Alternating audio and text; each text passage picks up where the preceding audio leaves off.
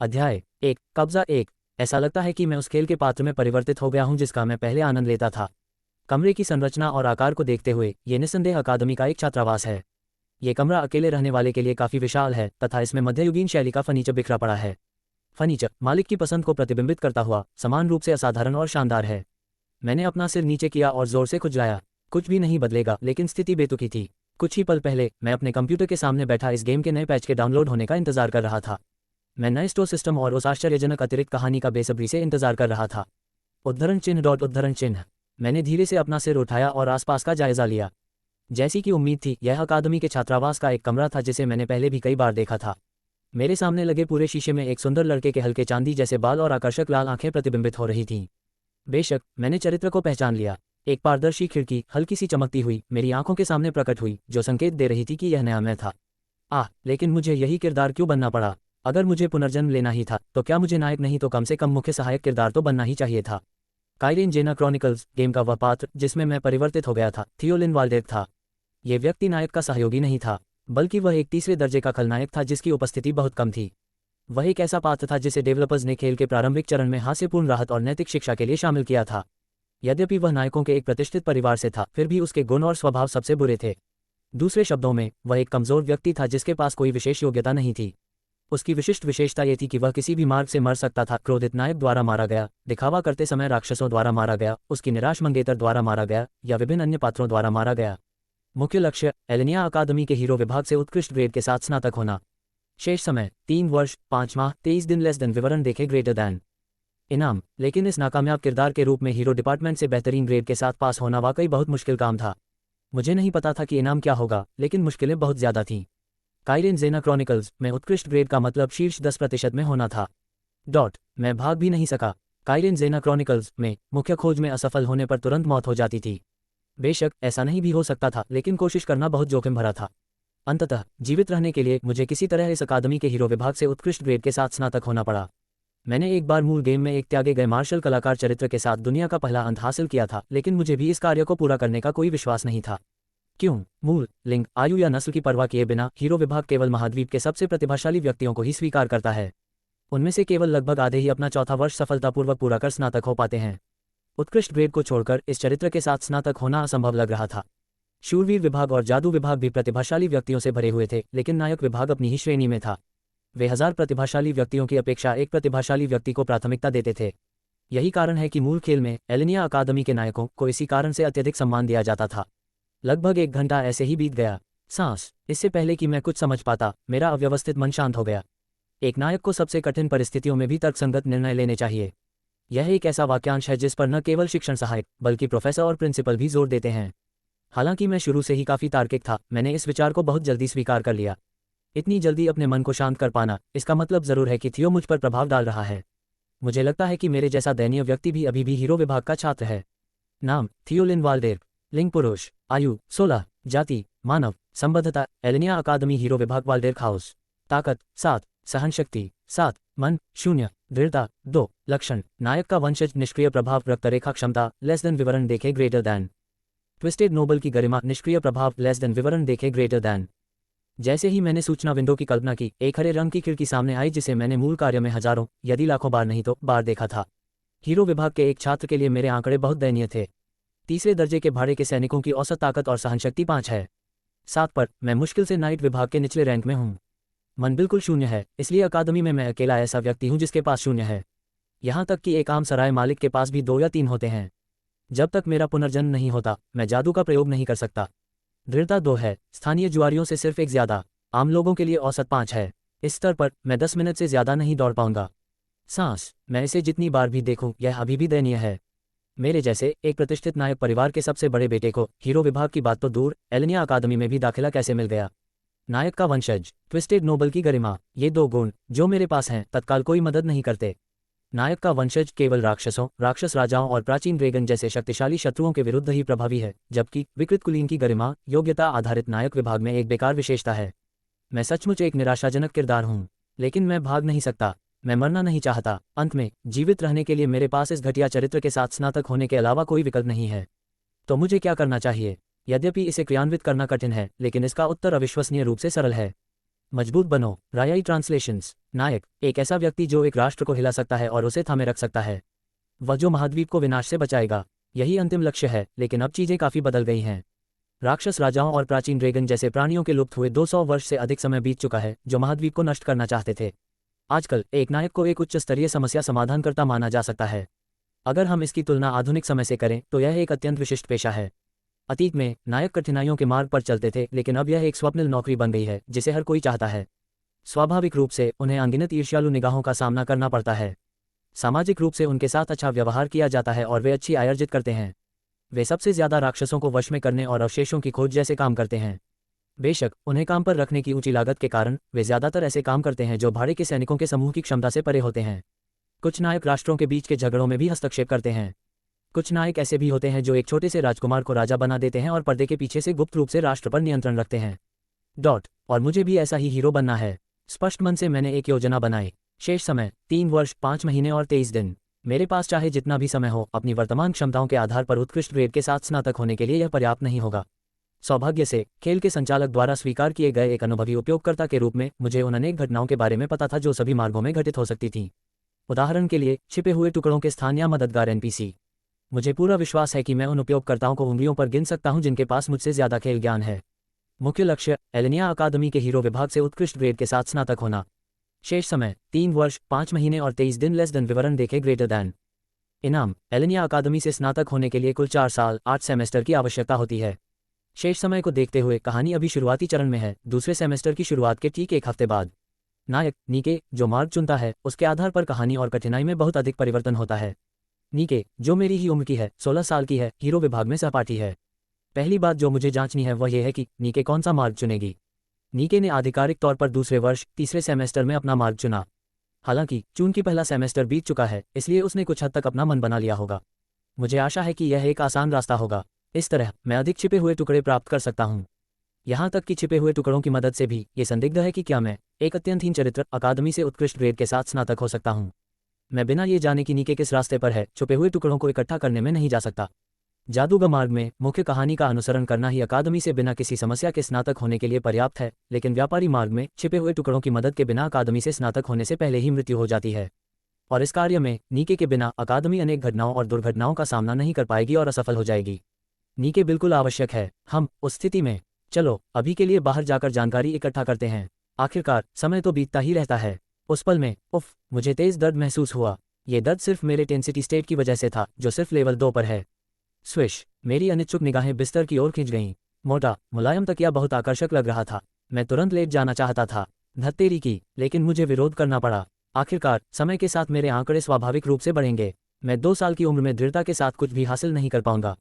ओह, सौभाग्य से ये सहनीय था। ये बहुत कष्टप्रद है और मेरा मूड खराब कर देता है। मुझे जाने से पहले स्नान कर लेना चाहिए। मैं अपने कमरे से जुड़े बाथरूम की ओर चला गया। एक उच्च कुलीन व्यक्ति के अनुरूप बाथरूम बहुत ही शानदार था। ये स्पष्ट था कि इसका हाल ही में पुनर्निर्माण किया गया था। यह उस सादे बाथरूम से पूरी तरह अलग था जो मैंने नीके के खेल में देखा था। छात्रावास कक्ष का निर्धारण प्रतिवर्ष बदल जाता था और थियोलिन वाल्डेव थियोप ने उस वर्ष के लिए, जब वह वहां रहने वाले थे, उसे पुनः तैयार करने में बहुत धन खर्च किया। मुझे एक बार फिर महसूस हुआ कि जिस व्यक्ति पर मेरा कब्जा था वह एक घमंडी पागल था। फिर भी एक तीसरे दर्जे के अतिरिक्त कलाकार के लिए आपकी उपस्थिति काफी अच्छी है। मैं लंबा था और मेरा शरीर दुबला पतला था।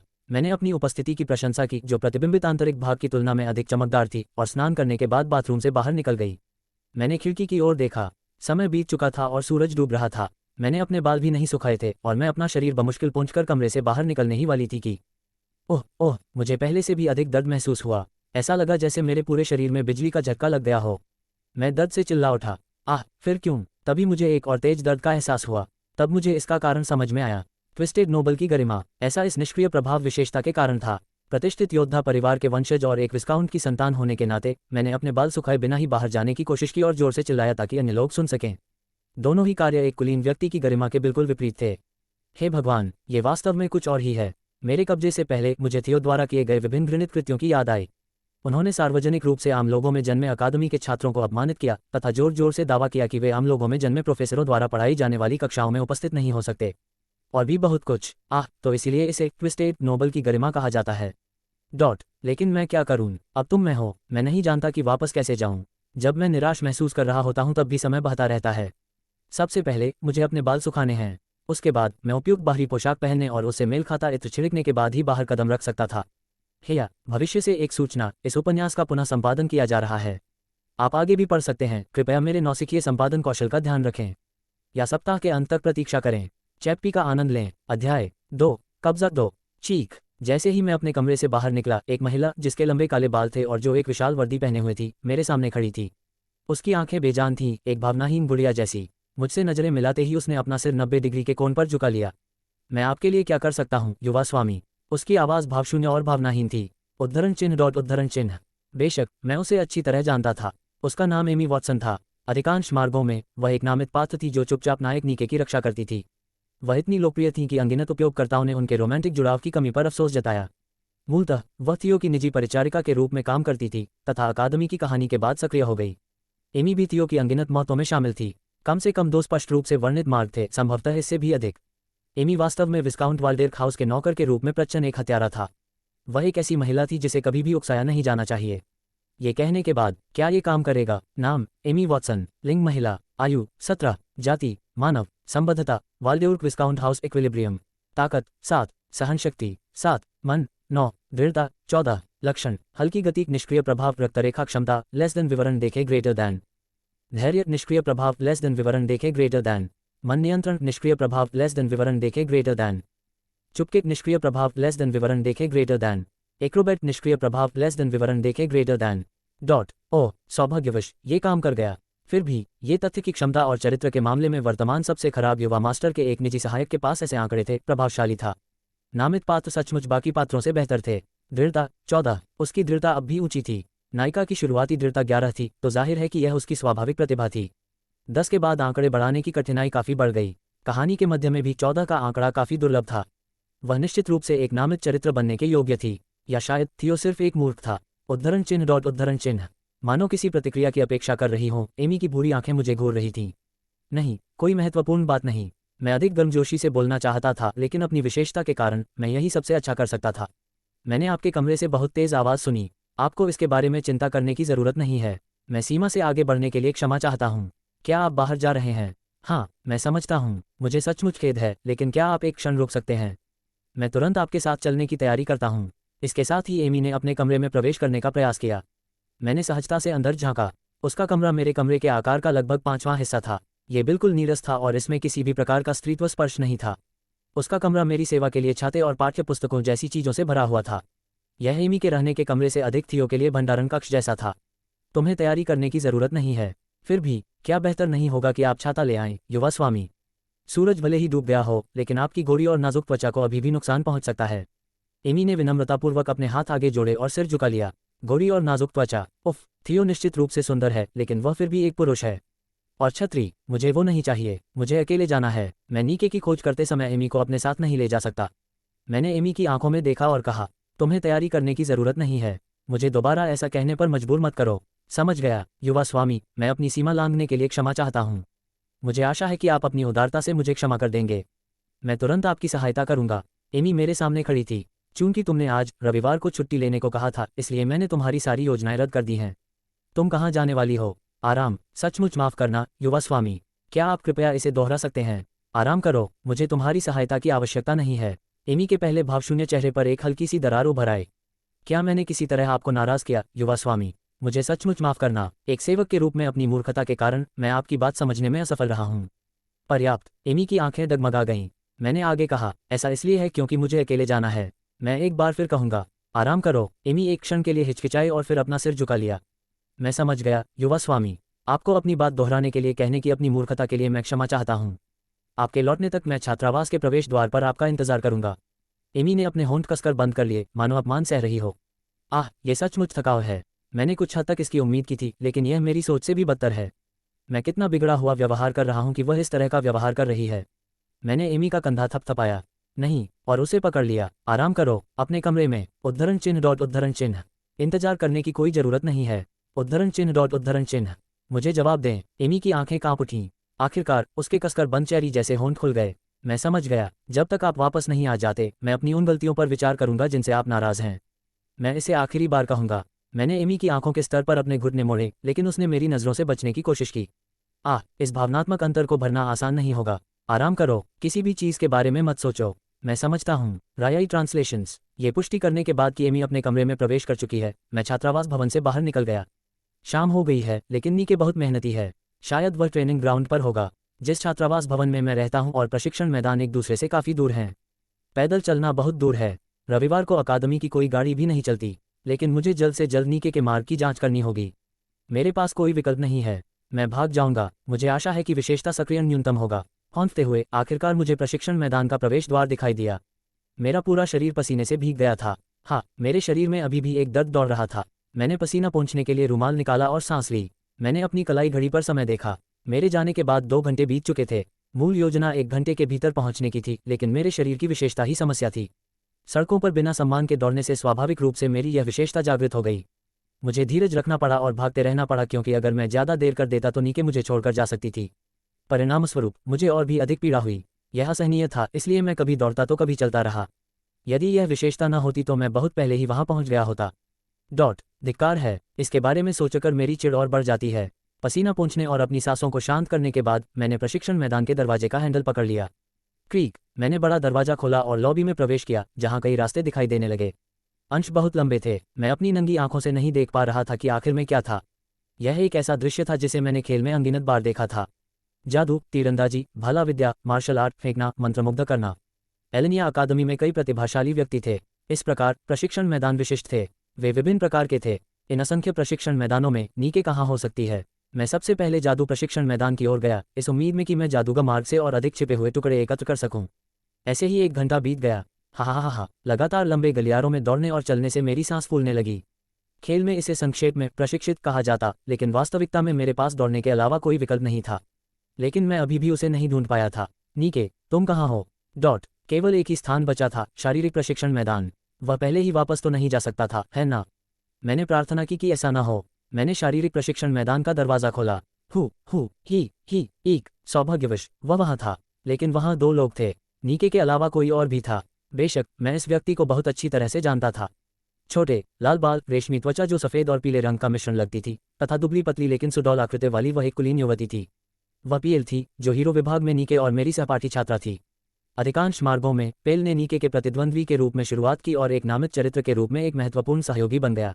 नीके और पेल को एलेनिया अकादमी में प्रतिभा का प्रतीक माना जाता था, जहां अनगिनत प्रतिभाशाली व्यक्ति एकत्रित होते थे और प्रथम और द्वितीय स्थान के लिए प्रतिस्पर्धा करते थे। उफ। चाहे वे बहुत अधिक तल्लीन थे या जानबूझकर मुझे अनदेखा कर रहे थे, उन्होंने अपनी शक्ति अभ्यास करते समय मेरी ओर देखा तक नहीं।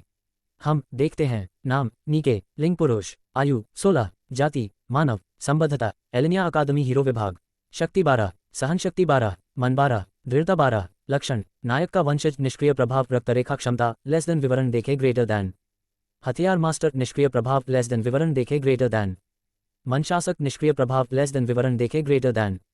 साथ ही 17 अन्य विशेषताएं। नाम पेल डे चालोन, लिंग महिला, आयु 15, जाति मानव, संबद्धता एलेनिया अकादमी हीरो विभाग चालोन डुकल हाउस, शक्ति 11, सहन शक्ति 11, मन 11, दृढ़ता 11, लक्षण ज्वारी, निष्क्रिय प्रभाव, रक्तरेखा क्षमता लेस देन विवरण देखे ग्रेटर दैन, हथियार मास्टर, निष्क्रिय प्रभाव लेस देन विवरण देखे ग्रेटर दैन, मनशासक, निष्क्रिय प्रभाव लेस देन विवरण देखे ग्रेटर दैन। साथ ही 15 अन्य विशेषताएं। ओह, ये जानकारी मुझे पहले से ही पता थी, लेकिन जब मैंने इसे दोबारा देखा तो यह अब भी प्रभावशाली है। मुझे इन लोगों से प्रतिस्पर्धा करनी है। बेशक इन दोनों के पास एलेनिया अकादमी के इतिहास की सबसे महान प्रतिभाएं हैं। थोड़े और अनुभव के साथ वे जल्द ही शीर्ष रैंकिंग वाले सक्रिय नायकों को भी पीछे छोड़ देंगे। वे सचमुच प्रतिभाशाली व्यक्ति हैं। इसके अलावा वे दोनों प्रतिभाशाली और कड़ी मेहनत करने वाले व्यक्ति हैं जो रविवार की देर रात प्रशिक्षण हॉल में पसीना बहाते हैं। हर साल हीरो विभाग से लगभग 100 स्नातक निकलते हैं। सभी मार्गों पर ये दोनों शीर्ष 10% में हैं। अंत में बाकी के लिए केवल 8 स्थान ही बचते हैं। वैसे भी मैं उसकी सूचना विंडो को देखकर यह नहीं बता सकता था कि नीके कौन सा रास्ता अपना रहा था। नीके हर क्षेत्र में असाधारण प्रतिभा का धनी है। अगर वह चाहे तो किसी भी क्षेत्र में सर्वश्रेष्ठ बन सकता है। अब जब बात यहाँ तक पहुँच गई है तो मेरे पास उनसे सीधे पूछने के अलावा कोई विकल्प नहीं है। लेकिन ऐसा लगता है कि उनका अभ्यास जल्द ही समाप्त नहीं होने वाला है। वहाँ खड़े खड़े असहज महसूस करते हुए मैंने उनकी बातचीत सुनते हुए ही शक्ति प्रशिक्षण शुरू कर दिया। अनगिनत प्लेटों वाला बारबेल उठाना आसान था। खैर, मैं तो हीरो विभाग का छात्र हूँ। अरे, मैंने एक वेबसाइट बनाई। बिल्कुल नहीं किया, खासकर टिप्पणियाँ। मुझे संतुष्ट होने में शायद 1 हफ्ता और लगेगा, लेकिन मैं देखना चाहता हूँ कि सर्वर कैसा काम करता है और ट्रैफिक कैसा है, इसलिए मैंने इसे पहले ही तैनात कर दिया है। यदि सर्वर ठीक रहा तो मैं समय सारिणी तय करने से पहले ढेर सारे अध्याय जारी कर दूंगा। और हाँ, RAWS अगर किसी को पता हो कि ये मुफ्त में कहाँ मिल सकते हैं या उनके पास हैं, मुझे इन उपन्यासों के लिए इनकी ज़रूरत है। अकादमी की दूसरी सीट। मैं हीरो अकादमी में तीसरे दर्जे का खलनायक बन गया। शुक्रिया। चैप्टी का आनंद लें। अध्याय 3। दुकान 1। हीरो विभाग के छात्र आमतौर पर अपने साथियों के साथ अनौपचारिक बातचीत करते हैं, चाहे उनकी रैंक, उम्र या जाति कुछ भी हो। एलेनिया अकादमी की स्थापना के बाद से यह परंपरा 200 वर्षों से भी अधिक समय से जारी है। स्वाभाविक रूप से पहले तो कुलीन वर्ग की ओर से प्रतिरोध हुआ। उन्होंने तर्क दिया कि यह अस्वीकार्य है कि उनके बच्चों के साथ उनके नीचे के लोग इतनी लापरवाही से बात करें। हालांकि अकादमी के संस्थापक और प्रथम प्रधानाध्यापक र्यूप ने उनकी चिंताओं को खारिज कर दिया। उस समय र्यूप महाद्वीप का एकमात्र सक्रिय नायक था और किसी भी राष्ट्र से अधिक सम्मानित व्यक्ति था। उन्होंने आपत्ति करने वाले कुलीनों से कहा, यदि आपको ये पसंद नहीं है तो नामांकन न करें। नाराज होकर उन्होंने एकजुट होकर एक संगठन बनाया और घोषणा की कि वे अकादमी में प्रवेश नहीं लेंगे। हालांकि ये संबंध लंबे समय तक नहीं चला। अकादमी से निकले सामान्य स्नातक बहुत अधिक शक्तिशाली थे। आम लोगों में जन्मे नायकों ने अपनी जबरदस्त शक्ति से कुलीन वर्ग के विशेषाधिकारों को धीरे धीरे खत्म कर दिया। कुलीन संघ को समस्या की गंभीरता का एहसास तब हुआ जब उन्होंने अपनी शक्ति का एक बड़ा हिस्सा खो दिया। वे अकादमी द्वारा प्रदान की जाने वाली व्यवस्थित शिक्षा को जारी नहीं रख सके। अंततः रईसों के संघ ने अकादमी के साथ दीर्घकालिक सहयोग का वचन दिया और आधिकारिक तौर पर इसे भंग कर दिया गया। यह अकादमी में अनौपचारिक भाषण परंपरा का संक्षिप्त इतिहास है। शुरुआत में कई नए नामांकित छात्रों को अनौपचारिक भाषण का उपयोग करना अजीब लगता है, लेकिन लगभग 1 महीने के बाद वे इसके अनुकूल हो जाते हैं। हीरो विभाग पूरी तरह से योग्यता आधारित है। केवल ताकत मायने रखती है। यहाँ तक कि कुलीन परिवारों के लोगों के साथ भी अच्छा व्यवहार नहीं किया जाएगा यदि उनमें कौशल की कमी हो। इसलिए एक ड्यूक के परिवार का उत्तराधिकारी, एक जानवर जनजाति का राजकुमार और लकड़ी के कल्पित बौने की राजकुमारी, सभी लोग अकादमी के भीतर आम लोगों के साथ सहजता से संवाद करते हैं। क्योंकि भले ही वे अभी आम आदमी हों, लेकिन स्नातक होने पर वे नायकों के विशेषाधिकार प्राप्त वर्ग में शामिल हो जाएंगे। हालांकि अपवाद हमेशा मौजूद रहते हैं। कभी कभी ऐसे लोग भी होते हैं जो आम लोगों के साथ एक ही स्थान साझा करना अपमानजनक समझते हैं। इसका सबसे प्रमुख उदाहरण थियो नामक चरित्र है। रायाई ट्रांसलेशंस। मुझे व्यायाम करना शुरू किए हुए काफ़ी समय हो गया था। ओहे, ऐसा लग रहा था कि कम से कम 1 घंटा बीत चुका है, लेकिन नीके और पील ने अपना वर्कआउट बंद करने का कोई संकेत नहीं दिखाया, इसलिए मैंने भी जारी रखा। ये कष्टदायक था लेकिन काफ़ी लाभप्रद भी था। वर्तमान में मैं ऐसे वजन के साथ डेडलिफ्ट कर रहा था जिसे देखकर अधिकांश पेशेवर बॉडी बिल्डर भी शर्मिंदा हो जाएं। मैंने कभी कभार पानी की घूंटें लीं, लेकिन आराम बिल्कुल नहीं किया। आधुनिक मानव के लिए इस स्तर का शारीरिक प्रदर्शन असंभव होगा। मेरी दृढ़ता बहुत पहले ही अपनी सीमा पार कर चुकी थी। लगातार होने वाला चुभने वाला दर्द सहनीय था। यह उससे भी कम दर्दनाक था जब मैंने अपनी गरिमा का उल्लंघन किया था। लेकिन अब मैं शारीरिक रूप से अपनी सीमा पर पहुंच चुका था। मेरा पूरा शरीर पत्ते की तरह कांपने लगा। मैं और अधिक करना चाहता था क्योंकि मैं प्रशिक्षण मैदान तक आया था, लेकिन मुझे यहीं रुकना चाहिए। मैंने अपने पसीने से भीगे शरीर को तौलिए से पोंछा। तभी अप्रत्याशित रूप से एक खोज विंडो प्रकट हुई। आपने हिडन क्वेस्ट पूरा कर लिया है। आपको दुकान के लिए इनाम में 10 चांदी के सिक्के मिले हैं। आइटम सहायता के बिना आंकड़े बढ़ाएं, दोहराने योग्य। आपने पहली बार एक हिडन क्वेस्ट पूरा किया है। आपको इनाम के तौर पर दुकान के लिए 1 सोने का सिक्का मिला है। आपने पहली बार अपने आंकड़े बढ़ाए हैं। आपको दुकान के लिए इनाम में 1 सोने का सिक्का मिला है। कुल पुरस्कार: दुकान के लिए 2 सोने के सिक्के, दुकान के लिए 10 चांदी के सिक्के। यह क्या है? मैंने अपना सिर झुकाकर खोज विंडो को कई बार पढ़ा। जब मैंने अपनी स्थिति की जांच की तो मेरी दृढ़ता 3 हो गई थी। गहन प्रशिक्षण के बावजूद मेरे आंकड़े इतनी जल्दी नहीं बढ़ने चाहिए थे। क्या ऐसा इसलिए था क्योंकि यह बहुत कम थे? लेकिन इनाम मिलना अच्छा था। सोने के सिक्के और चांदी के सिक्के क्या होते हैं? ये तो मूल खेल में नहीं थे। स्वूश! जैसे ही मैंने इसके बारे में सोचा, मेरी आंखों के सामने एक पारदर्शी खिड़की, जो सूचना स्क्रीन की तरह धीरे से चमक रही थी, प्रकट हुई। लेकिन मैंने ये दुकान की खिड़की पहले भी कहीं देखी थी। हाँ, ठीक है, यह मूल गेम के पैच नोट्स वाली दुकान थी। प्रवेश बाधा को कम करने के लिए एक प्रणाली जोड़ी गई। मानो मेरे विचारों को सिद्ध करते हुए दुकान की खिड़की के ऊपरी दाहिने कोने में स्वामित्व वाली मुद्रा, 2 दुकान सोने के सिक्के, 10 दुकान चांदी के सिक्के। स्वामित्व वाली मुद्रा प्रदर्शित की गई, जो खोज पुरस्कारों के समान थी। तो दुकान में मैं वास्तव में क्या खरीद सकता हूँ? काइरेन ज़ेना क्रॉनिकल्स एक कठिन खेल है, जहाँ जब तक आप जादूगर या पैलादिन जैसा आसान रास्ता नहीं चुनते, तब तक सामान्य अंत भी हासिल करना कठिन है। चून की दुकान प्रणाली को प्रवेश बाधा को कम करने के लिए जोड़ा गया था, इसलिए इस बात की बहुत अधिक संभावना है कि यह उपयोगी वस्तुएं प्रदान करती है। मैं सचमुच भाग्यशाली हूँ। ऐसा लगता है कि भले ही मैं तीसरे दर्जे के चरित्र में परिवर्तित हो जाऊं, लेकिन मुझे तीसरे दर्जे के चरित्र के रूप में मरना तय नहीं है। हिडन क्वेस्ट प्रणाली अभी भी बरकरार थी। मूल खेल में इन्हें साफ करने पर कोई विशेष पुरस्कार नहीं मिलता था, इसलिए केवल मेरे जैसे कट्टर खिलाड़ी ही इनसे परेशान होते थे। मैंने थोड़ा विश्राम किया और दुकान में घूमा। अधिक लंबे समय बाद तक नहीं। खत्म। ऐसा लग रहा था जैसे नीके ने व्यायाम करना समाप्त कर दिया था। यह एक लंबा और थका देने वाला सत्र था। मैंने दुकान की खिड़की बंद कर दी और अपने कान ऊपर करके खिंचाव का नाटक करने लगा। नीके ने एक ऐसा बारबेल नीचे रखा जो मेरी क्षमता से कम 2 गुना भारी लग रहा था। जैसा कि 12 की औसत आंकड़ों वाले किसी व्यक्ति से अपेक्षा की जाती है, वह एक सच्चा महामानव है। 11 की औसत संख्या वाली एक अन्य सुपरह्यूमन पील ने कटु अभिव्यक्ति के साथ अपना बारबेल नीचे रख दिया। मैं फिर हार गया। नहीं, आज मैं बस अच्छी हालत में था। नीके ने एक दयालु मुस्कान बिखेरी और पेल ने अपमानित भाव से उसकी ओर देखा। चलो कल फिर ऐसा करते हैं।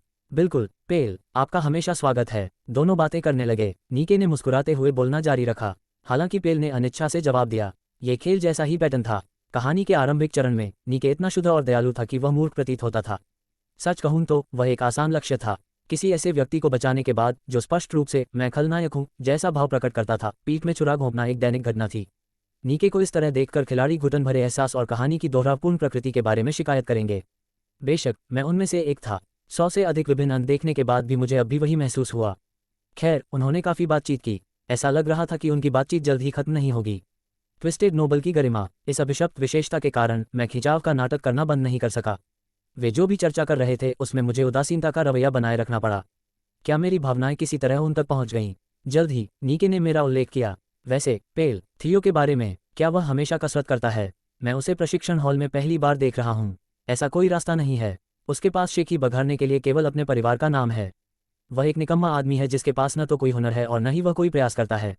पील की अवमानना से भरी आवाज मेरे कानों तक पहुंची। एक ऐसा अपमान जो किसी को भी क्रोधित कर देगा। उद्धरण चिन्ह। लेकिन मैंने इसे सहन करने का निर्णय लिया। मुझे बड़ी तस्वीर देखने की जरूरत थी। मेरा लक्ष्य अभी नीके के साथ बातचीत करना था, पेल के साथ लड़ना नहीं। मैं मृत्यु का एक और कारण नहीं जोड़ना चाहता था, जबकि मैं पहले से ही कई कारणों से मर रहा था। लेकिन किसी कारण से मेरी विशेषता ट्विस्टेड नोबल्स डिग्निटी सक्रिय नहीं हुई। मुझे कोई दर्द महसूस नहीं हुआ। इसका मतलब यह था कि इससे थियो की गरिमा का उल्लंघन नहीं हुआ। थियो, तुम बेकार आदमी हो, चाहे आप कितने भी कमजोर क्यों ना हो। क्या आपको यह सुनकर गुस्सा नहीं आना चाहिए? मैं आह भरने से खुद को नहीं रोक सका। इसे सीधे सुनकर मुझे इसकी गंभीरता का एहसास हुआ। मैं जानता था कि थियो की प्रतिष्ठा खराब है, लेकिन मुझे उम्मीद नहीं थी कि यह इतनी खराब होगी। किसी की प्रतिष्ठा को अकादमी की ग्रेडिंग प्रणाली में शामिल किया गया। मुझे अपनी छवि सुधारने की तत्काल आवश्यकता थी। खैर, वे मेरे बारे में बात कर रहे थे। ये बातचीत में शामिल होने का अच्छा समय था। स्ट्रेचिंग समाप्त करने के बाद मैं उन दोनों के पास गया जो नीचे बैठे थे, विशेष रूप से नीके के पास। नहीं, क्या तुम्हारे पास 1 मिनट है? क्या ये ठीक है? उफ, ऐसा लग रहा था कि मेरी विशेषता फिर से सक्रिय हो गई है, क्योंकि मैंने सबसे पहले एक आम आदमी नीके से बात की थी। मैंने दर्द के बावजूद मुस्कुराने की कोशिश की। नीके ने मेरी ओर देखा, वह आश्चर्यचकित थी। ठीक है, जब तक ज्यादा देर न हो जाए। कल सुबह हमारी क्लास है। खैर, क्या हाल है थियो? जब दूसरे लोग आसपास हों तो इस विषय पर चर्चा नहीं की जानी चाहिए। मैंने संक्षिप्त रूप से पीएल की ओर देखा और अपनी नजरें हटा लीं। दर्द के कारण मैं बोलने में गलती कर सकता हूँ। दयालु नीके किसी भी गलती को माफ कर देती, लेकिन पीएल ऐसा नहीं करती। इससे मेरे बारे में उसकी धारणा और भी खराब हो जाती। पेल ने झुंझलाहट के साथ कहा, यह स्पष्ट है कि आप किस बारे में बात करना चाहते हैं। पहले से ही आप इस आदमी को कह रहे हैं कि वह बहक न जाए क्योंकि वह एक आम आदमी है। नहीं, मैंने पेल की बात बीच में ही काट दी।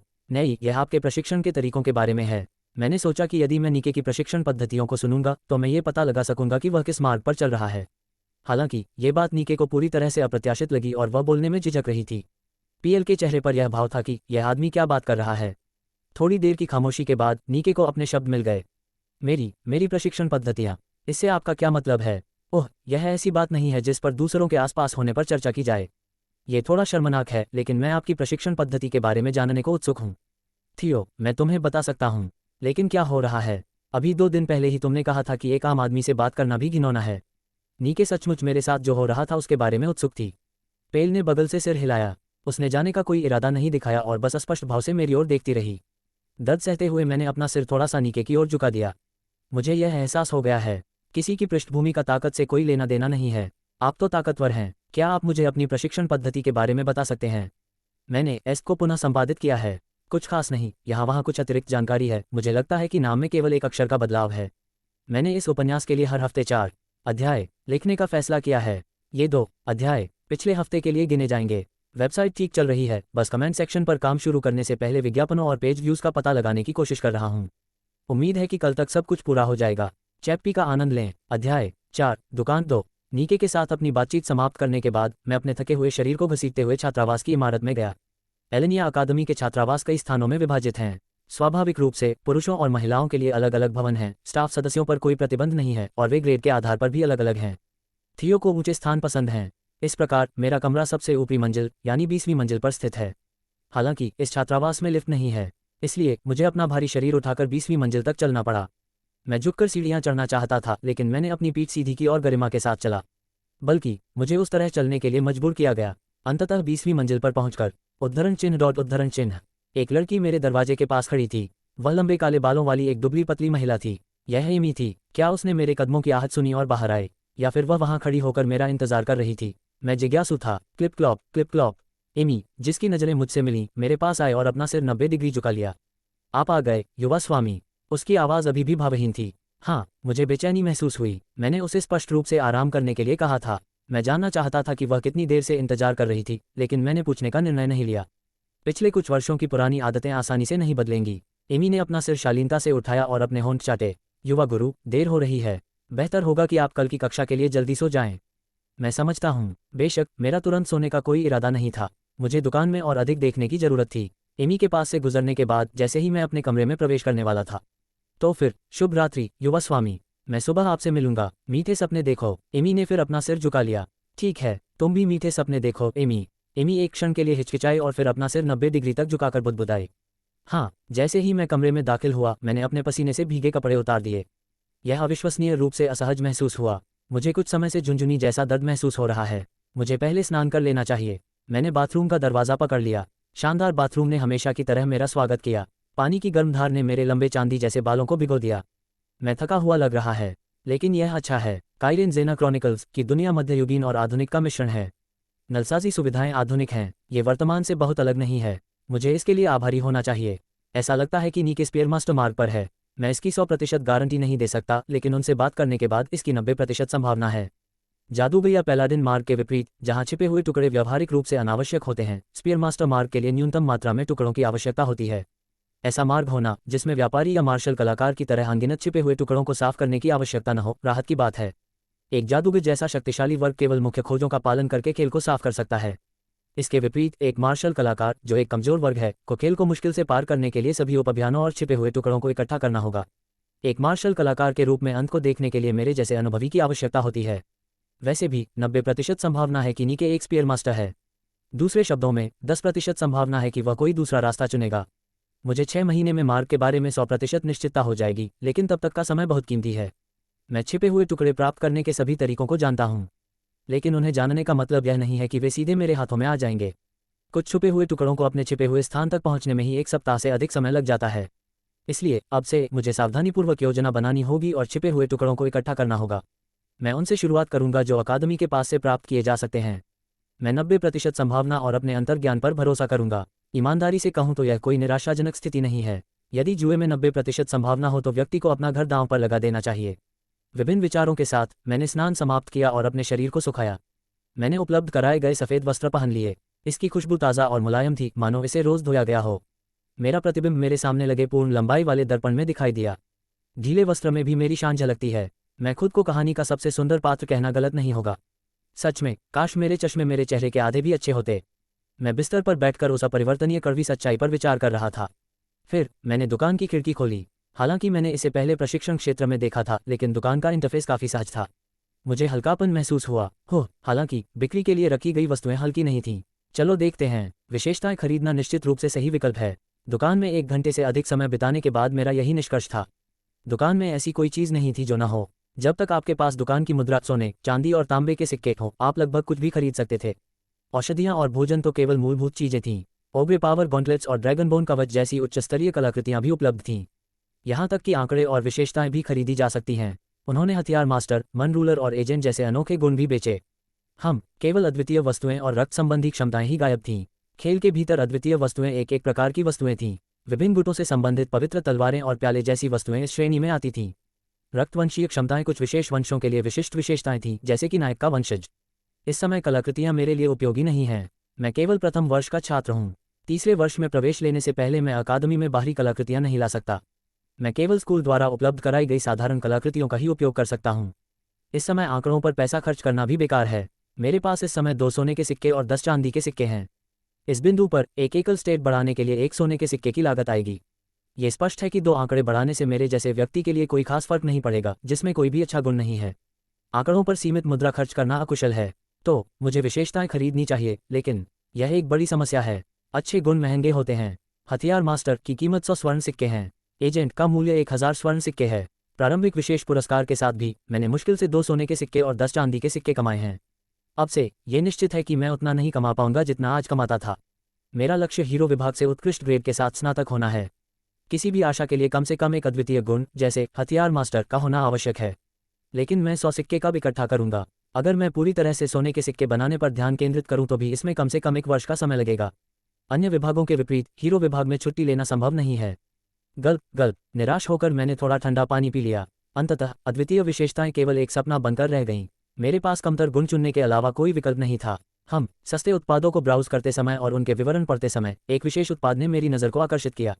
जादुई निरस्तीकरण। मूल्य 200 सोने के सिक्के। जादू निरस्तीकरण, यह एक ऐसी क्षमता और विशेषता है जो धारक पर लक्षित एक निश्चित स्तर से नीचे के जादू को निष्प्रभावी कर देती है। ये संपर्क किए गए लक्ष्यों पर जादुई बफ्स जैसे शक्ति या तेजी को भी निष्प्रभावी कर सकता है। यह विशेषता कभी कभी खलनायकों में भी पाई जाती थी जो कहानी के उत्तरार्ध में मुख्यतः शारीरिक हमलों का प्रयोग करते थे। इसका प्रभाव अत्यधिक प्रतीत हुआ। स्थिति के आधार पर यह विशिष्ट गुणों से भी अधिक उपयोगी हो सकता है। हालांकि अन्य खेलों के विपरीत जहां मैजिक नुलिफिकेशन को एक अत्यधिक शक्तिशाली कौशल माना जाता है, काइरेन ज़ेना क्रॉनिकल्स में यह खिलाड़ियों के लिए एक बेकार विशेषता है। वजह साफ है, मन स्टेट जितना अधिक होगा जादू का स्तर उतना ही कम होगा जिसे निष्प्रभावी किया जा सकता है। इसके अलावा ये स्थायी रूप से मन का उपभोग करता है। यह विशेषता केवल कम मान वाले व्यक्तियों के लिए ही उपयोगी है। दूसरे शब्दों में यह उन नायकों खिलाड़ियों के लिए अत्यंत अक्षम है जिनके पास शुरू से ही शीर्ष स्तर के मन आंकड़े हैं। मैना को स्थायी रूप से खोने के भारी दंड के बदले में इसका प्रभाव केवल एक नौसिखिए जादूगर के फायरबॉल को रोकने के लिए पर्याप्त है। एक विशिष्ट विशेषता जिसका उपयोग कोई नहीं करता सिवाय मुट्ठी भर उन भोगवादी खिलाड़ियों के जो कष्ट सहने में आनंद लेते हैं। तथापि उद्धरण चिन्ह डॉट, ये बात है, मेरा मन स्टेट 0 है। यहाँ तक कि स्थानीय सराय मालिक का भी मन स्टेट 2 या 3 है, लेकिन मेरा तो बिल्कुल 0 है। सबसे पहले तो मेरे पास खोने के लिए कुछ भी नहीं है। मेरे 0 मन स्टेट के साथ मैं काफ़ी उच्च स्तर के जादू को रोकने में सक्षम होना चाहिए। और जादू का निरस्तीकरण एक विशेषता है, जादू नहीं। इसका उपयोग करने के लिए मन की आवश्यकता नहीं है। इसकी एक दैनिक सीमा है, लेकिन मुझसे बेहतर इस विशेषता का उपयोग कोई नहीं कर सकता। मूर्ख, किसने 0 मन स्टेट वाले चरित्र को प्रेतबाधित करने के लिए कहा? मैंने तुरंत मैजिक नुलिफिकेशन खरीद लिया। खरीद पूरी हो गई। शेष धनराशि 10 टो चांदी के सिक्के। संदेश विंडो के प्रकट होने के अलावा कुछ भी नहीं हुआ। इसमें कोई विशेष प्रभाव नहीं था, न ही मुझे कोई शक्ति महसूस हुई। यह मुझे परिचित सा लगा, मानो ये क्षमता मुझ में हमेशा से थी। मैंने अपना सिर झुकाया और ऊंची छत की ओर देखा। वहां जादुई पत्थरों से चलने वाले 3 जादुई लैंप लटके हुए थे। होंग, मैं उछल पड़ा और एक जादुई लैंप को छू लिया, ये सोचते हुए कि चलो इसे बंद कर देते हैं। स्वूश रंग, जिस जादुई दीपक को मैंने छुआ था वह बुझ गया, मानो वह हमेशा से ऐसा ही था। अच्छा, यह मेरी इच्छानुसार काम कर रहा है, भले ही मैंने इसे अभी अभी खरीदा है। मुझे जल्द से जल्द ये पता लगाना है कि मैं किस स्तर के जादू को खत्म कर सकता हूँ। मुझे संतुष्टि का एहसास होता है जिससे मुझे नींद आने लगती है। मुझे अब सो जाना चाहिए क्योंकि कल मेरी सुबह जल्दी क्लास है। मैंने लाइटें बंद कर दी और पर्दे बंद कर दिए। यद्यपि दिन थका देने वाला था, लेकिन उतना ही संतुष्टिदायक भी था। मैं लगभग तुरंत ही सो गया। दस्तक दस्तक दस्तक, उद्धरण चिन्ह डॉट उद्धरण चिन्ह। लयबद्ध दस्तक की आवाज़ ने मेरी नींद खोल दी। शायद एमी ही थी। दस्तक दस्तक दस्तक दस्तक जारी रही। मैं जगा हूँ। अंततः दस्तक बंद हो गई। समझ गया, युवा गुरु। मैं इंतजार करूंगा। ठीक है, मैं उसे बताना चाहती थी कि वह इंतजार न करे, लेकिन मुझे थियो के दैनिक कार्यक्रम के बारे में विस्तृत जानकारी नहीं थी। फिलहाल मैं एमी की व्यवस्था के अनुसार ही चलूंगा। मैंने भारी पर्दे हटाए और खिड़की खोल दी। कमरे में गर्म सुनहरी धूप भर गई। मैंने जल्दी से स्नान किया और अपनी अकादमी की ताज़ा धुली हुई वर्दी पहन ली।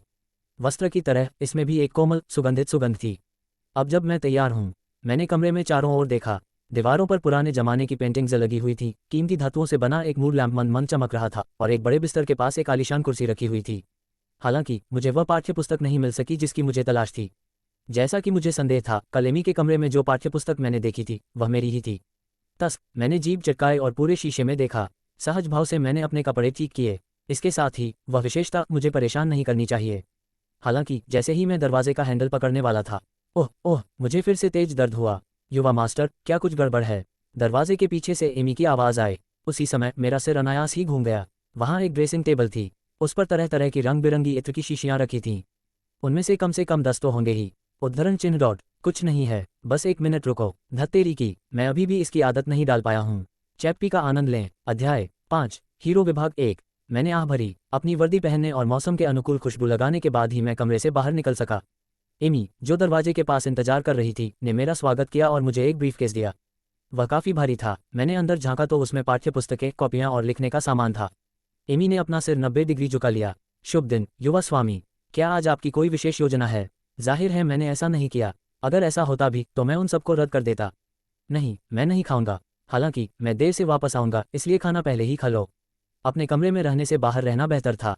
कम से कम मुझे प्रशिक्षण मैदान में प्रशिक्षण लेना चाहिए। समझ गया, युवा स्वामी। बाद में मिलते हैं। ओह, और लगता है बीच वाला जादुई चिराग टूट गया है। अगर आप उसे जल्दी ठीक कर दें तो मैं आपकी कद्र करूंगा। मैंने बिना किसी अपेक्षा के अन्य जादुई लैंपों की भी जांच की थी, लेकिन वे सामान्य रूप से काम कर रहे थे। मैं जादुई शून्यकरण को जानबूझकर चालू और बंद कर सकता था। मैं समझ गया, युवा स्वामी। आपके लौटने से पहले मैं इसे ठीक कर लूंगा। एमी की कार्यकुशलता मूल कहानी में सर्वश्रेष्ठ थी, इसलिए आज इसका ध्यान रखा जाएगा। धन्यवाद, शुभकामनाएं। हाँ, मैं अकड़ती हुई एमी के पास से गुजरा और गाड़ी पकड़ने के लिए बाहर चला गया। पिछली रात के विपरीत मैंने रोशनी से जगमगाते रेस्तरां, कैफे और जनरल स्टोर देखे। वे सभी व्यापार के लिए खुले थे। मेरे कमरे के विपरीत उनके कमरे का अंदरूनी भाग अधिकतर सादा और अलंकृत नहीं था। वे मूल कार्य में मैंने जो देखा था उससे काफ़ी मिलते जुलते थे। मैं स्टॉप पर कतार में शामिल हो गया और पीछे अपनी जगह ले ली। लगभग 5 मिनट तक इंतजार करने के बाद चिर्र चिर्र चिर्र चिर्र गाड़ी रुक गई। यद्यपि इसे गाड़ी कहा जाता है, लेकिन इसमें घोड़े नहीं थे। इसके नाम के विपरीत वहाँ कोई घोड़ा नहीं दिखाई दे रहा था। ये तेल के बजाय मैना पत्थरों से चलने वाली बस की तरह लग रही थी। मैं गाड़ी में चढ़ गया, ये जानते हुए कि किराया मुफ्त था। अंदर से यह गाड़ी एक आधुनिक सिटी बस जैसी थी, जिसमें लगभग 20 सीटें थीं और छत से लटके हुए हैंडल थे। ये कुछ और नहीं बल्कि एक अलग डिज़ाइन वाली बस थी। यद्यपि अधिकांश सीटें खाली थीं, फिर भी मैंने पीछे की पंक्ति में थोड़ी ऊंची सीट ले ली। हीरो विभाग तक पहुंचने में लगभग 1 घंटा लगेगा। यह एक उबाऊ समय की तरह लग रहा था। जैसे ही अन्य यात्री अपनी सीटों पर बैठे, गाड़ी एक अनोखी ध्वनि के साथ चलने लगी। चीख चीख। मैंने देखा कि कई इमारतें तेजी से गुजर रही थीं।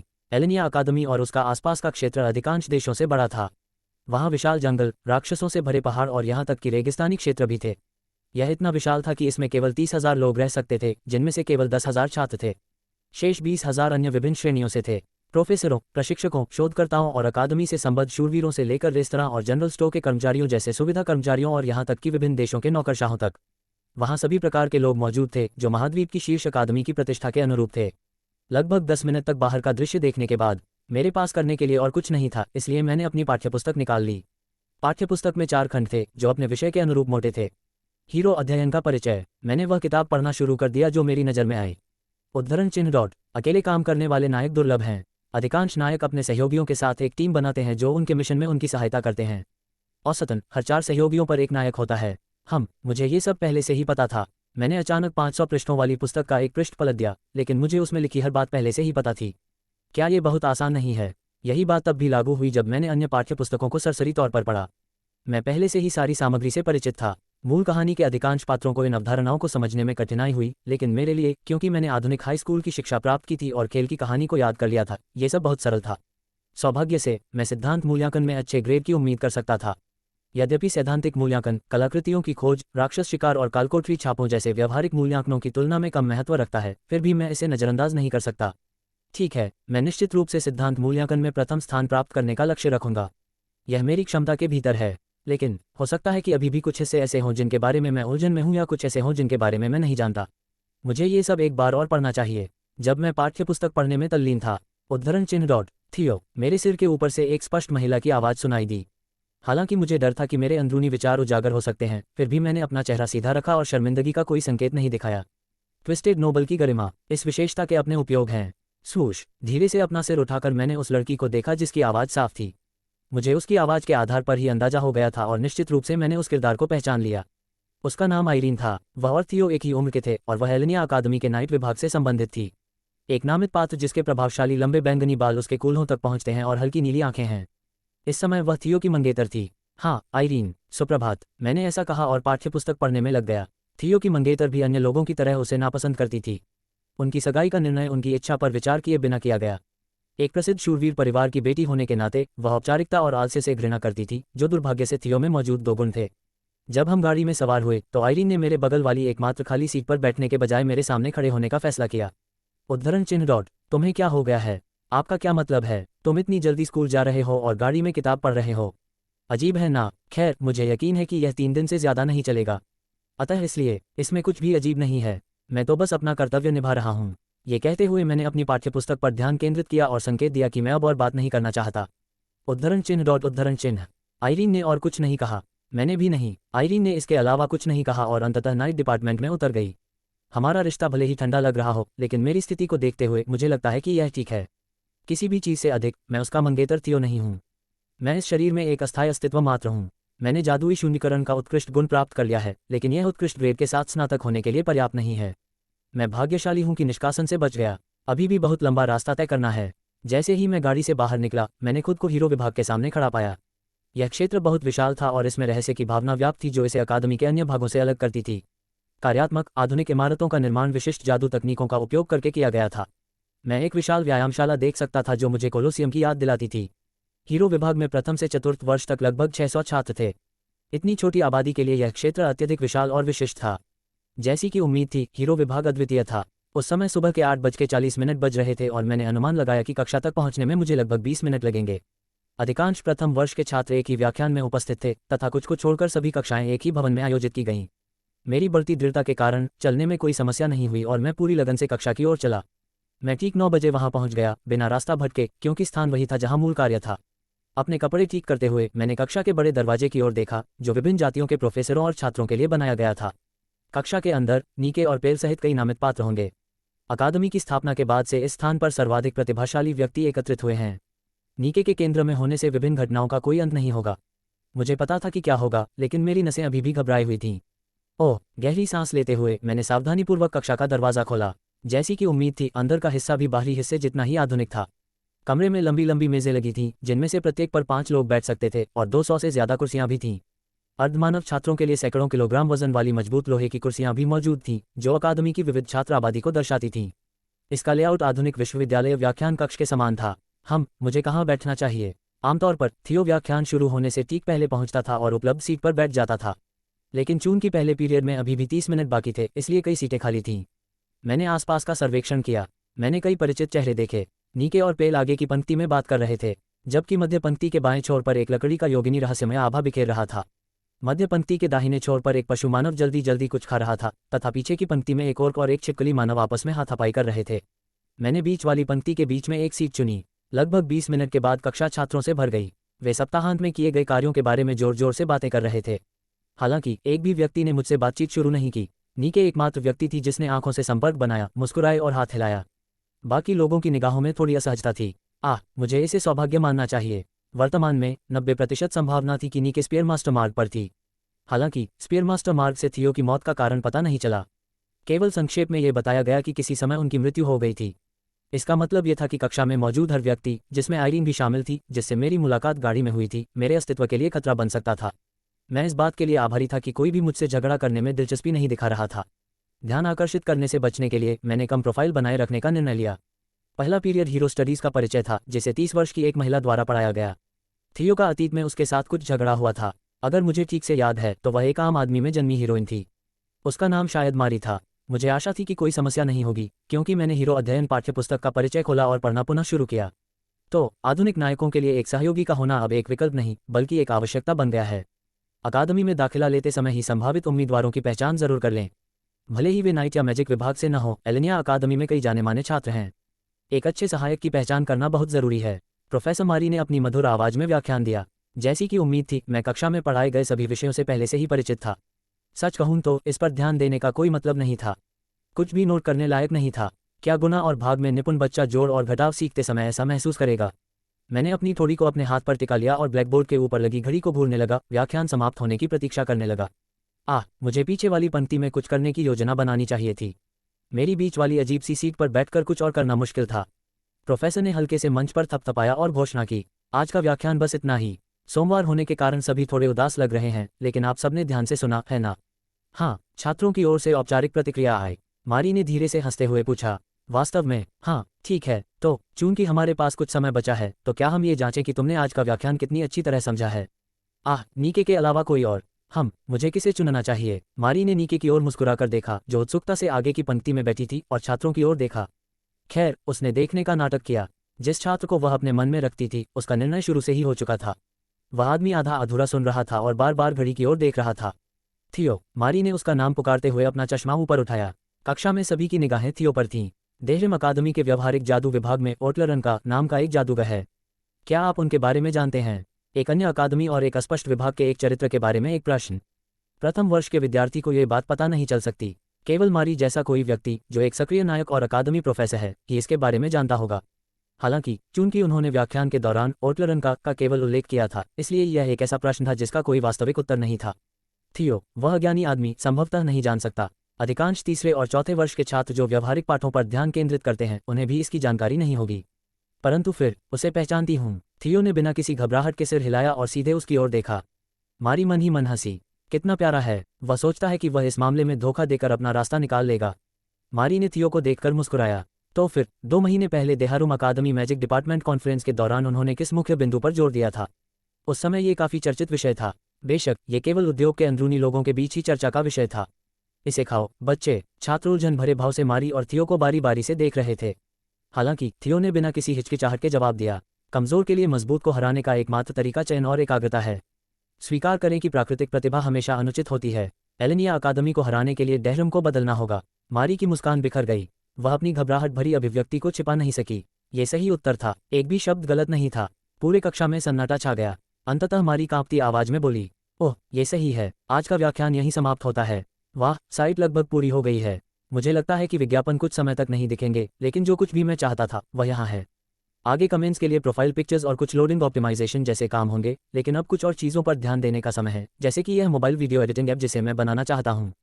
खैर, मैंने सभी उपन्यासों के सभी वाक्यों को फिर से संपादित किया है। मैंने लेखक के वाक्यों और रिक्त स्थानों का पूरी तरह से पालन करने का निर्णय लिया है। मैं भराव पाठ को सरल बनाता था और कुछ वाक्यों को, खासकर बड़े पाठखंडों को, अधिक प्रभावशाली या पठनीय बनाने के लिए प्रारूपित करने का प्रयास करता था।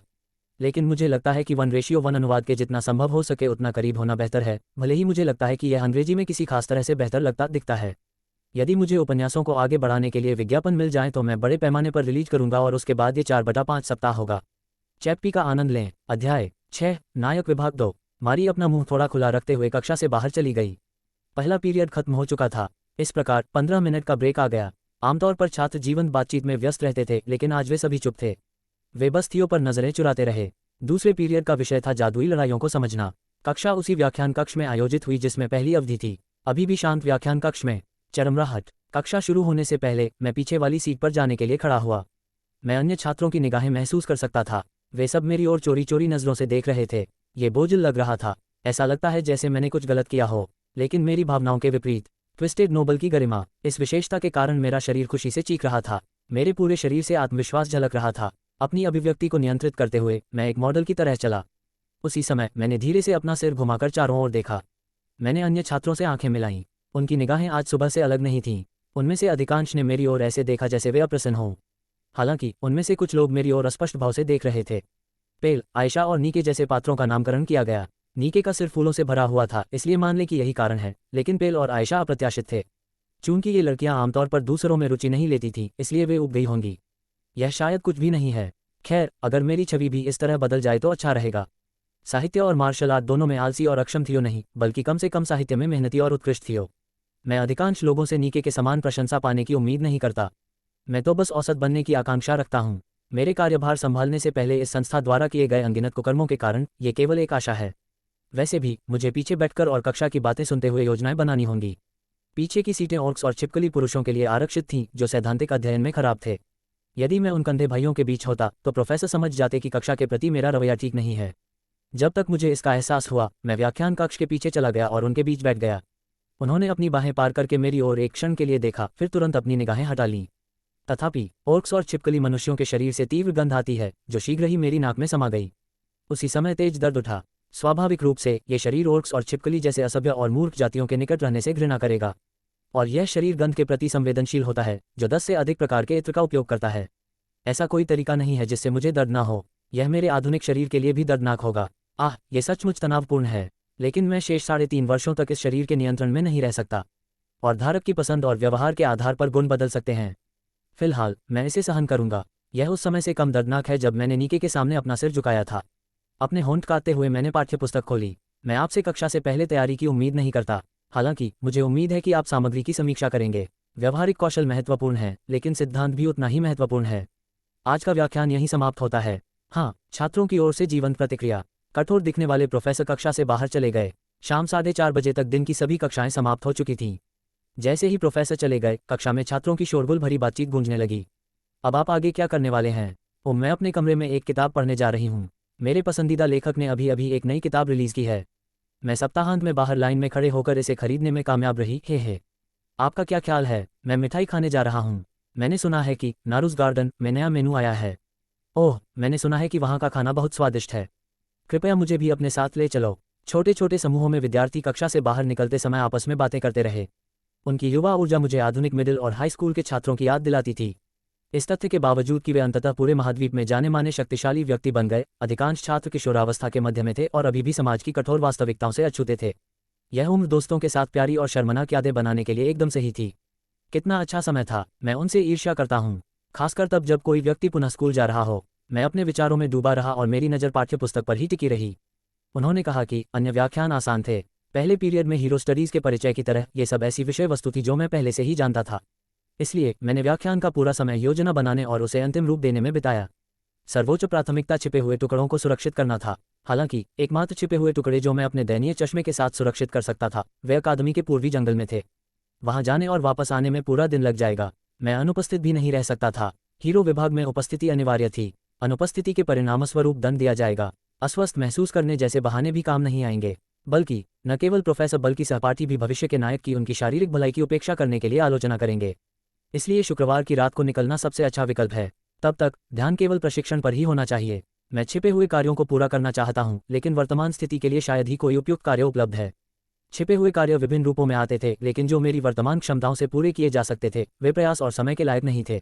बाद में उन्हें साफ करना अधिक कुशल है जब मैं अन्य टुकड़ों के साथ खुद को तैयार कर लूँ। इसलिए प्रशिक्षण ही सबसे अच्छा उपाय था।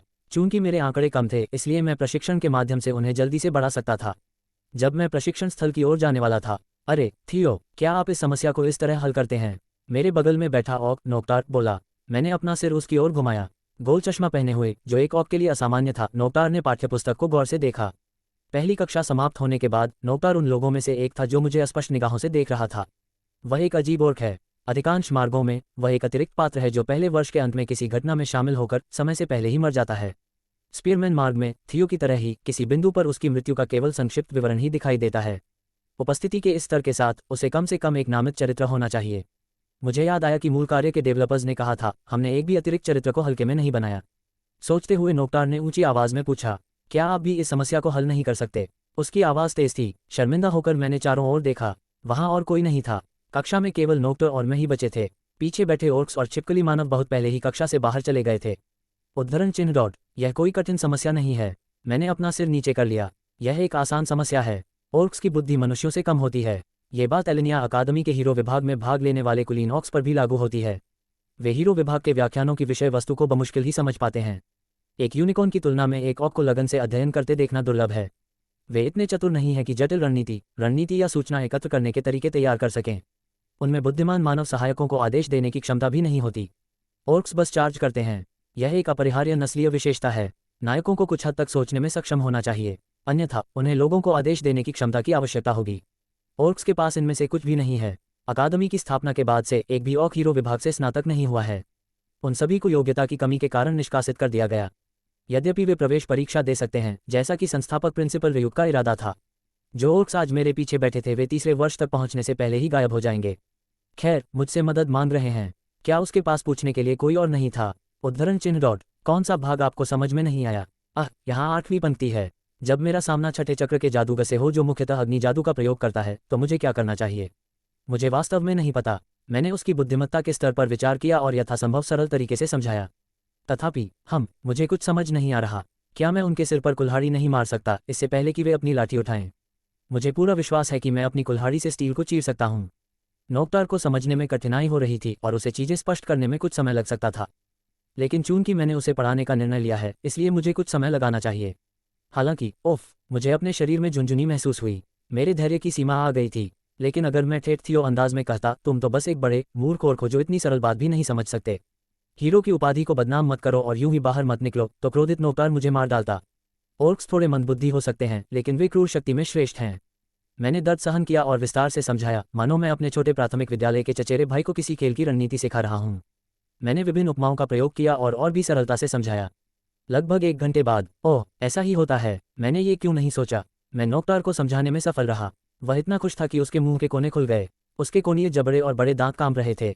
ऑर्क्स आमतौर पर तब मुस्कुराते हैं जब वे विनाशकारी और हिंसक कार्य करते हैं। क्या वह सिर्फ एक समस्या को समझकर इतना खुश था? नोक्टर, तुम पढ़ाई क्यों करते हो? मैं आलोचना नहीं कर रहा हूँ, इसलिए गलतफहमी मत पाल लेना। जाहिर है, यह अकादमी से स्नातक होना और पहला ऑक हीरो बनना है। अगर आप होशियार नहीं हैं तो आप हीरो नहीं बन सकते, है ना? इसके अलावा हम यहाँ एलिनिया अकादमी में हैं, जो इस महाद्वीप की सर्वश्रेष्ठ अकादमी है। सर्वश्रेष्ठ बनने के लिए मुझे पढ़ाई नाम की छोटी सी चुनौती पार करनी होगी। अच्छा ऐसा है, मैंने उदासीन भाव से सिर हिलाया। यह एक ऐसे औक के लिए उल्लेखनीय महत्वाकांक्षा थी जो आमतौर पर कल की चिंताओं को कल के लिए छोड़ देता है। बेशक मनुष्यों की तरह औक भी हीरो बनना चाहते हैं। हीरो बनने के साथ जो विशेषाधिकार आते हैं वे शक्तिशाली होते हैं। हालांकि किसी औक के लिए अपनी इच्छा को पूरा करने के लिए लगातार अध्ययन करना दुर्लभ है। वे जल्दी ही अपनी सीमाओं का एहसास कर लेते हैं, हताश हो जाते हैं और हार मान लेते हैं। क्या एक बिल्ली बाघ को हरा सकती है, चाहे वह कितनी भी कोशिश कर ले? यदि बाघ आलसी और मूर्ख भी हो तो क्या वह बिल्ली से हार जाएगा? मानव और बुद्धि के बीच इतना अंतर है। नोक्टार, जो मेरी ओर देख रहा था, बोला, थियो, मुझे पता है तुमने ये सवाल क्यों पूछा। मैं जरूर मूर्ख लग रहा हूँ, लेकिन मैंने खुद से और महान युद्ध देवता से कसम खाई है कि मैं एक हीरो बनूंगा। और मेरे कंधों पर कई आदिवासियों की उम्मीद टिकी है। मैं एक हीरो बनूंगा। अगर मैं रास्ते में गिर भी जाऊं तो भी मैं उठ खड़ा होऊंगा। क्या ऐसा है? मैंने जोर से अपना सिर हिलाया। नोक्टार के शब्द मेरे दिल में गूंज उठे। यद्यपि मुझ पर अनगिनत आदिवासियों की आशाएं नहीं टिकती, फिर भी एक तरह से उनके शब्द मुझ पर भी लागू होते हैं।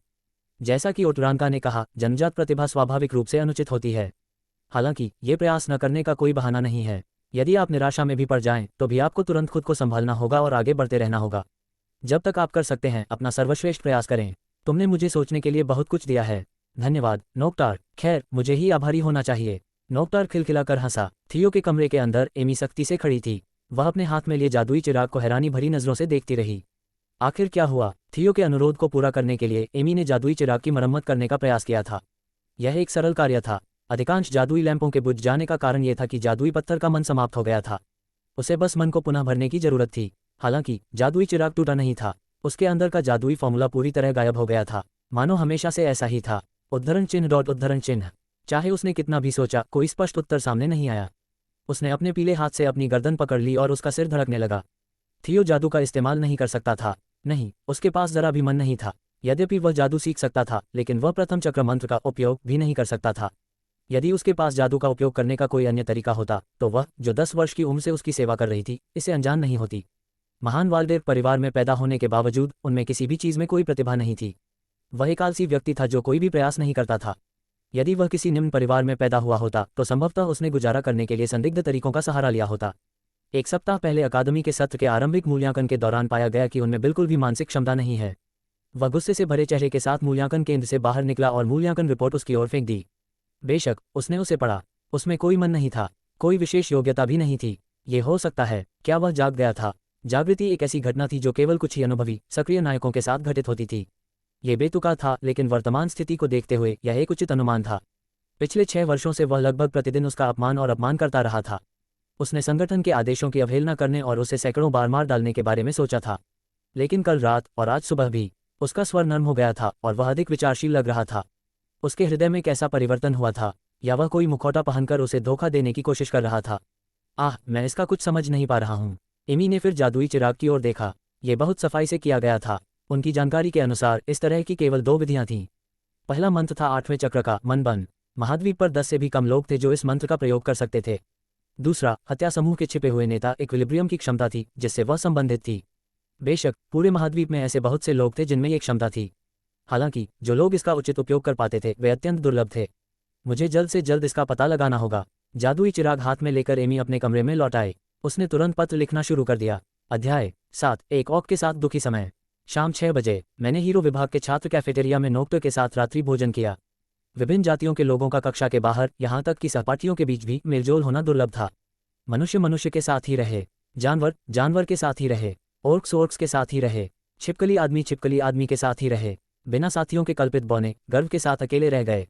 लेकिन एक ओर्क के साथ केवल हम दोनों का रात्रि भोजन करना अनगिनत जिज्ञासु निगाहों को आकर्षित कर रहा था। उफ, मैंने अपने शरीर में तेज दर्द सहा। नोक्टार ने मुझे पढ़ाई सिखाने के बदले में मार्शल आर्ट सिखाने की पेशकश की थी। फिलहाल नोक्टार को प्रथम वर्ष के 200 छात्रों में 71वां स्थान मिला है। हालांकि अगर हम सिर्फ उसकी शारीरिक क्षमता पर गौर करें तो वह प्रथम वर्ष में शीर्ष 10 में शामिल था। जिस तरह मूल कहानी की नायिका निके ने एक गुरु की शिक्षाओं से अंतर्दृष्टि प्राप्त की थी, उसी तरह नोक्टार की मदद से लाभ होने की पूरी संभावना थी। अगर ऐसा न भी होता तो भी साथ में प्रशिक्षण लेने से मैं और ज्यादा मेहनत कर पाती, भले ही सिर्फ इसलिए कि मैं बुरी न दिखूं। भोजन समाप्त करने के बाद हम हीरो विभाग के विशेष प्रशिक्षण हॉल की ओर चल पड़े। ये स्थान सभी विभागों द्वारा उपयोग किए जाने वाले प्रशिक्षण हॉल से अलग स्तर पर था, जहां कल निके और पेल थे। निजी इस्तेमाल के लिए अलग अलग अलमारियां थीं, साथ ही जादुई और नज़दीकी युद्ध का अभ्यास करने के लिए जगहें भी थीं। यहाँ तक कि आपको निशाना बनाने वाले हथियारों से निपटने का प्रशिक्षण भी दिया जाता था। सामान्य प्रशिक्षण हॉल की तुलना इस हॉल से नहीं की जा सकती। इसीलिए ज्यादातर छात्र रविवार को प्रशिक्षण से छुट्टी ले लेते थे जब यह हॉल बंद रहता था। नीके और पेल असाधारण थे क्योंकि वे रविवार को सामान्य प्रशिक्षण हॉल में जाते थे। अनगिनत अभ्यास कक्षों के बीच हम स्पैरिंग हॉल में गए। हालांकि इसे स्पैरिंग हॉल कहा जाता था, लेकिन असल में यह एक अखाड़ा था। अकादमी के अंदर द्वंद्व युद्ध निषिद्ध था। हालांकि स्पैरिंग हॉल एक अपवाद था। अकादमी ने वास्तव में प्रतिस्पर्धा को बढ़ावा देने के लिए छात्रों के बीच द्वंद्व युद्ध को प्रोत्साहित किया। दूसरे शब्दों में, यह एक कानूनी लड़ाई स्थल था। नोक्टार ने अपनी बाहें और पैर फैलाए और कहा, चलो पहले वार्म अप करते हैं। मैंने सिर हिलाया और उसकी हरकतों पर नजर रखी। अंतिम चाल पूरी करने के बाद, जिसमें हमें अपने अग्रबाहुओं को एक बड़े खंभे पर दबाना था और अपनी छाती की मांसपेशियों को खींचना था, नोक्टार ने एक लकड़ी की तलवार पकड़ ली। चलो मुकाबला शुरू करते हैं। मैं आत्मविश्वासी नहीं हूं। तुम्हें सिखाने के लिए मुझे पहले तुम्हारा कौशल स्तर जानना होगा। कहावत है ना? नोक्टार ने ऊपर दीवार पर लगे एक फ्रेमयुक्त वाक्यांश की ओर इशारा किया। उस पर लिखा था, जीतो, पार करो। एक और युद्ध जाति के साथ मुकाबला। अगर मैं बच गया तो मैं भाग्यशाली रहूंगा। एक पल इंतजार करें। मैंने जल्दी से हथियार रैक पर नजर डाली। वहां विभिन्न प्रकार के हथियार थे, जैसे कटाना, रैपियर्स, 2 हाथ वाली तलवारें, लंबी तलवारें, खंजर, भले, कुल्हाड़ी, ध्रुवास्त्र, धनुष और ढाल। चूंकि वे युद्ध के लिए थे, इसलिए सभी हथियार लकड़ी के बने थे। मैंने खेल में अनगिनत प्रकार के हथियारों का इस्तेमाल किया था, लेकिन वास्तविकता में यह मेरा पहला मौका था। मैंने एक लंबी तलवार और एक ढाल उठाई। मूल कहानी में लंबी तलवार थियो का मुख्य हथियार थी, और यह ढाल मेरे जैसे नौसिखिए के लिए, जिसे कोई व्यावहारिक अनुभव नहीं है, विभिन्न तरीकों से उपयोगी साबित होगी।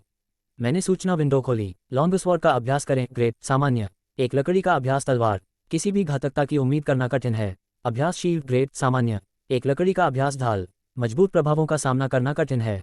जैसा कि अभ्यास उपकरणों से अपेक्षा की जाती है, वे कुछ विशेष नहीं हैं। मैंने ढाल को अपनी बाईं कलाई पर मजबूती से बांध लिया। सिर्फ एक ढाल होने से मुझे मनोवैज्ञानिक स्थिरता का एहसास होता है। इससे मुझे कम भय महसूस होता है। अपने उपकरणों से सुसज्जित होकर मैं नोक्टार के सामने खड़ा हो गया। नोक्टार की आंखें तेज हो गईं। हम शुरू करेंगे क्या? जरूर, मेरे पास आओ। नोक्टार ने अपना हाथ हिलाया। मैं तुरंत उस पर टूट पड़ा। अभ्यास शुरू हुए लगभग 1 घंटा बीत चुका था। हफ हफ हफ। मैं फर्श पर लेट गया और अपनी सांसें थामने लगा। मैं पूरी तरह से हार गया था। नोक्टार ने मेरे विरुद्ध विभिन्न हथियारों का प्रयोग किया था, जिनमें तलवार, भाला, खंजर और ध्रुवास्त्र शामिल थे। मैं कुछ हद तक तलवार, भाला, खंजर और ध्रुवास्त्र चलाने में सक्षम था। वे मूल खेल से परिचित तकनीकें थीं। मैं स्वाभाविक रूप से थियो की तकनीकों का भी उपयोग कर सकता था। मैं लगभग 10 मिनट तक पोलार्म के खिलाफ टिके रहने में कामयाब रहा। हालांकि मैं एक हाथ वाली कुल्हाड़ी के सामने 30 सेकंड भी नहीं टिक सका। ये शीर्ष 10 की ताकत है। नोक्टार ने खिलखिलाकर हंसते हुए एक हाथ वाली कुल्हाड़ी को हथियार रैक पर रख दिया। आपकी तलवारबाजी थोड़ी अनाड़ी है, लेकिन बुरी नहीं है। उद्धरण चिन्ह। क्या ऐसा है? मैंने अभी भी लेटे हुए ही उत्तर दिया। यद्यपि अभ्यास की कमी के बावजूद थियो एक प्रसिद्ध नायक परिवार का बेटा है। उन्होंने बचपन में ही प्रारंभिक शिक्षा प्राप्त की। यदि हम केवल तलवारबाजी पर विचार करें तो मैं वास्तव में नोक्टार से बेहतर था। हालांकि मेरी ऊंचाई, ताकत, सहनशक्ति और गति बहुत कम थी। नाम, नोक्टार हरमोड। लिंग, पुरुष। आयु 11। जाति संबद्धता, एलिनिया अकादमी हीरो विभाग, एशियन डेजर जनजाति। शक्ति 12, सहनशक्ति 12, मन 5, दृढ़ता 12। लक्षण, युद्ध वृत्ति, निष्क्रिय प्रभाव, रक्तरेखा क्षमता। मैना को छोड़कर उसके आंकड़े नीके के समान ही हैं। एक हाथ वाली कुल्हाड़ी के अलावा अन्य हथियारों में निपुण होना संभवतः हथियार विशेषज्ञ विशेषता के कारण है। जिस नोक्टार का मैंने सामना किया, उसने अपनी युद्ध प्रवृत्ति, रक्तपिपासा या अन्य गुणों को सक्रिय नहीं किया। यदि वे गुण सक्रिय हो गए होते तो मैं 10 सेकंड भी नहीं टिक पाता। फिर भी यह एक बड़ी उपलब्धि थी। मैं मूल खेल से प्राप्त अपने ज्ञान को वास्तविक युद्ध में भी लागू कर सकता था। जब मैं अपने विचारों को व्यवस्थित कर रहा था, नोक्टार बोला, बस अब काफी आराम हो गया। उठो, चलो अगले अभ्यास पर चलते हैं। ठीक है। मैं नोक्टार के पीछे शारीरिक प्रशिक्षण क्षेत्र तक गया। थियो, सबसे बड़ी बात यह है कि तुम में ताकत की कमी है। अपने मानव साथियों की तुलना में तो और भी ज्यादा।